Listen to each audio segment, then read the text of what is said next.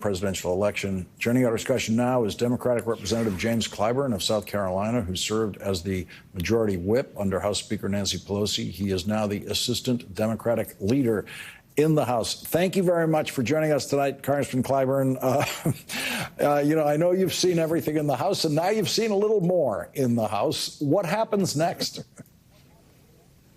Well, thank you very much for having me.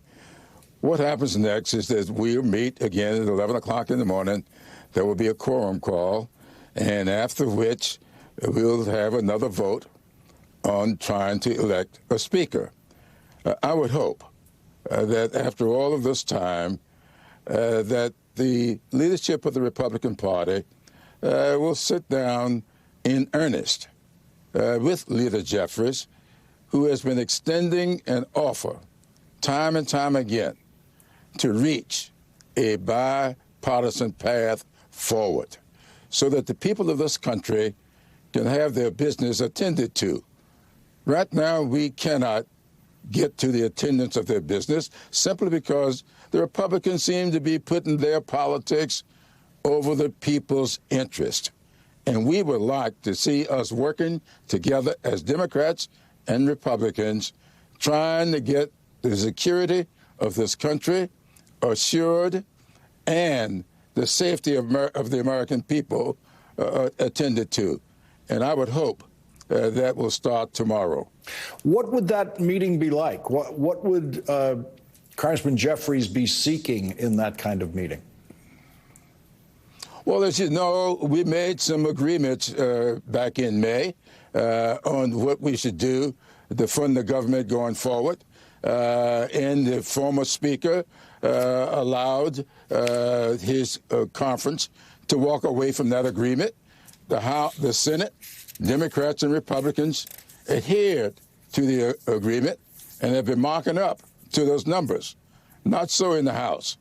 We saw the former speaker say he would not bring about any kind of an impeachment inquiry of President Biden without a vote. Yet, he ordered that this procedure begin and did not have a vote. And so we want to see this kind of stuff put aside. Stop these investigations, especially when you have the guy who you have given the most of your votes to be Speaker, is the one who's been running the investigations and been inviting his own witnesses to come. And his own witnesses have been saying there's nothing here that borders on anything akin to impeachment. So let's get this foolishness out of the way. Let's get someone who believes in democracy, someone who believes in this country moving forward in search of perfection. Let someone who believes that we should put the people of this country over the politics that we practice. And I don't think that is Jordan. And you just heard a litany of things that underscore that. So in that approach, one of these people today who got single-digit votes, someone like Tom Cole, for example, who got one vote, who there was a day, in the pre-Trump era of the House of Representatives, Tom Cole was one of the reasonable Republicans who you could easily envision one day becoming a speaker. So a candidate like that down at the bottom of the list could conceivably get all the Democratic votes for speaker and pick up another handful from the Republicans and become speaker if that candidate pledged to stick to the deal that Republicans made with President Biden on the debt ceiling and financing the government after that, along with some of these other issues you've raised. Is that what you're suggesting? Well, I would suggest it would be bipartisan. Mm-hmm. I don't know if you get 212 Democrats and only 6 or so Republicans. That's not the bipartisanship that I'm looking for. I would hope that a critical mass of Republicans and Democrats can come together, as we did when we passed McCarthy's bill to keep the government open. We had a critical mass, over 300 votes. In fact, more Democrats voted for it than Republicans, but it was a critical mass on both sides. And so you can rule a House, run things, if you have that kind of a vote with Democrats and Republicans, not just barely getting by at 218, but get 320, 350 votes with a critical mass of both parties voting for the person. If Jim Jordan does somehow manage to get to the magic number that gives him the speakership after, I don't know, 15 ballots or something like Kevin McCarthy, do you think his speakership would last as long as Kevin McCarthy's did? I don't think so, but I think the American people weigh in on this. Here's a guy who's been here for 16 years, never passed a single bill. What did he come here for? I think we heard it from the former speaker when he said he is a legislative terrorist. He's all about tearing things down, not building things up. I learned as a child, my dad used to say to me all the time, son, anybody can tear things down.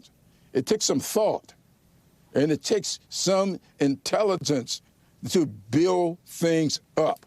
And so we want to have thoughtful people, people who want to use their intellect to build things for the American people, not tear down everything that they may see on the floor of the House, but bringing people together, building consensus, finding common ground, and moving forward on behalf of the American people, making this country's greatness accessible and affordable for all of its citizens. Congressman Clyburn, before you go, I want to ask you about your friend Joe Biden, who you endorsed for president at a crucial time in the campaign.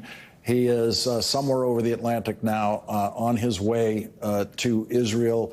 He is the president of the United States who has been to Israel more than any previous president of the United States, having gone several times during his decades as a senator, during his time as vice president of the United States, now his second trip as president of the United States to Israel. No president has ever had more experience in the country of Israel. What are you hoping that he can achieve at what has now become an even more difficult time in the region than it was yesterday?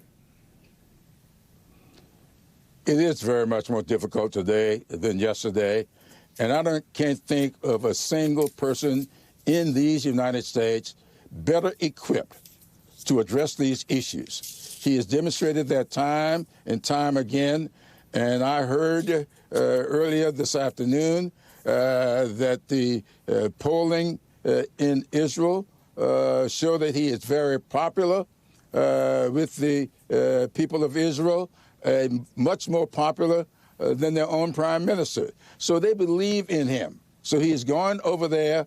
He is going to sit down with the leadership and hopefully find some common ground for us to get this issue behind us.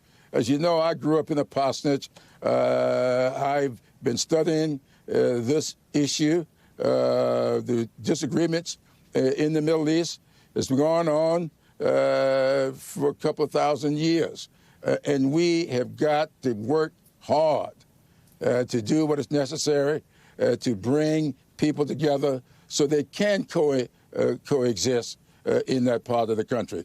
I can't think of anybody better equipped at this particular juncture to do that than Joe Biden. Congressman James Clyburn, thank you very much for joining our discussion tonight. Well, thank you very much for having me. Thank you.